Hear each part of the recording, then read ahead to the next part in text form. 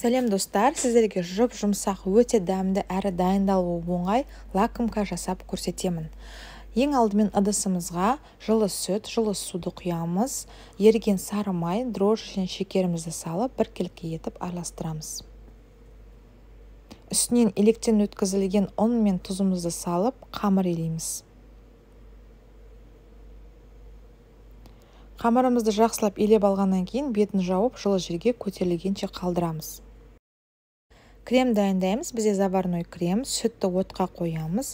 Жылығанша бөлек ыдыста жұмыртқа, шекер және кукурузный крахмалды жақсылап біркелкі етіп араластырамыз.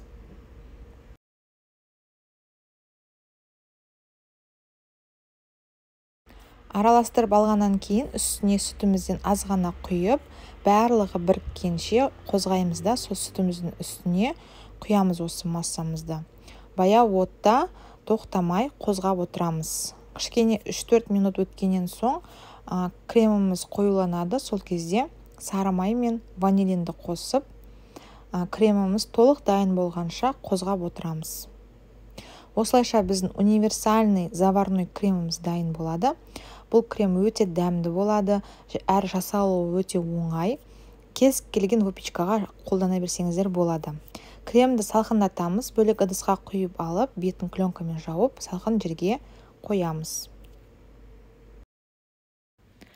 Көтеріліп, дайын болған қамырымызды алып, 1/10 бөлікке бөліп аламыз. Таразымен есептейтін болсаңыздар, 120 граммнан өлшейсіздер. Таразы болмаса, көз мөлшеріңізбен 1/10 бөлікке бөліп аламыз.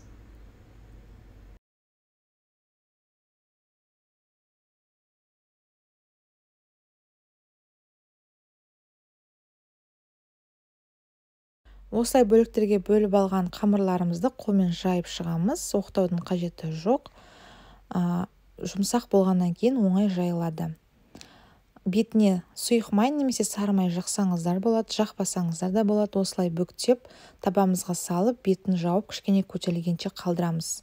Көтерілгеннен кейін бетіне сары май жағып, қызып тұрған пеште қызарғанша пісіріп аламыз. Лакомкаларымызды осы видеодағындай жинаймыз.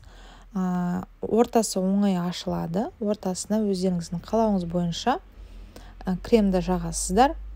Ал шет-шетіне әсемдігі үшін осындай бір лакомканы блендерден ұсақтап алып, осылай сүйіп шықсаңыздар болады. Немесе орехтардың, жаңғақтардың кез келген түрінде осылай блендермен майдалап сепсеңіздер болады. Осылайша барлық лакомкаларымызды дайындап аламыз. Арасына крем жағып. Лакомкаларымыз өте дәмді шығады, өте жұмсақ, кремі де өте нежный. Кез келген адамға ұнайды деп ойлаймын лакомкалар. Барлығымыздың бала кезімізде сүйіп жейтін тәттілеріміздің бірі. Жақындарыңызға жасап, сіздер де қуантыңыздар. Видеоны соңына дейін қараған болсаңыздар, каналыма тіркеліп, лайк басуды ұмытпаңыздар. Сіздермен бірге болған Жанар. Ас болсын.